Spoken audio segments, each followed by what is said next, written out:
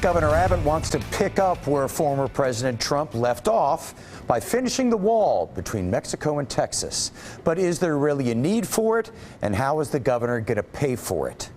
Joining us to talk about this is Travis County GOP Executive Director Brian Ruddle and Texas Democratic Chairman Gilberto Hinojosa. Gilberto, do you think people are really going to pay their own money to finish the wall? No, and for a lot of different reasons. One, there's a lot of other more important priorities in the state that need to be taken care of before we even talk about something like that. Secondly, this is a very complicated process to build a wall. Most of that land, a lot of that land's already been bought up by the federal government.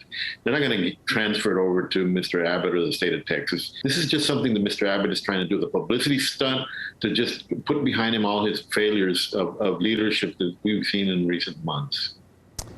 Brian Ruddle, Gilberto says it's basically a publicity stunt. What do you think? Well, if we want to talk about failure on the border of Texas and Mexico, one needs to look no further than the Biden administration. What we've seen is a complete abandonment by Kamala Harris, who's the point person to work on this.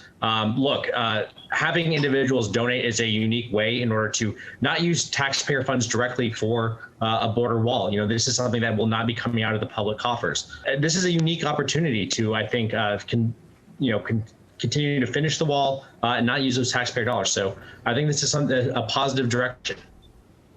Gilberto, as a political matter, Greg Abbott is looking at possible competitors in the GOP primary. Is this an effective political action?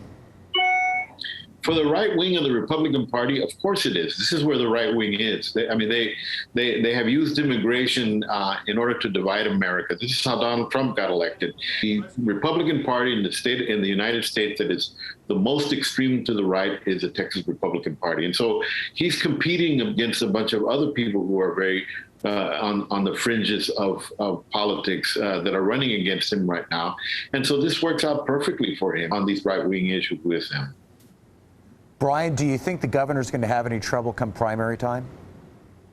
I don't see any problems for him come primary time. And look, you know, when we talk about immigration being a wedge issue, let's look where the Republican Party actually grew the most this last election cycle. It was in these border communities, in the heavily Hispanic areas along the border. We even flipped a county that has been Democrat longer than I think anybody on this call has been alive. This is a winning issue for Republicans. This is a winning issue for Texans. If the Texas Democrat Party puts up another candidate like Lupe Valdez, I think it's smooth sailing for Governor Abbott. Gilberto, what are your concerns about that? You know, a Republican mayor in the Valley is elected. Does that concern you at all? Well, this is a nonpartisan election that 99% of the public did not know what political party each of the candidates belonged to. So this is a fallacy that the Republican Party is trying to sell. They're gloating about a county of 4,000 people.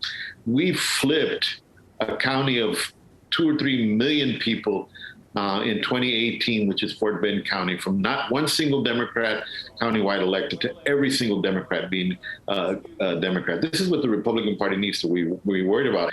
They can dream all they want about what happened in a nonpartisan race in McAllen, but the reality is the numbers that we're seeing all across the state of Texas.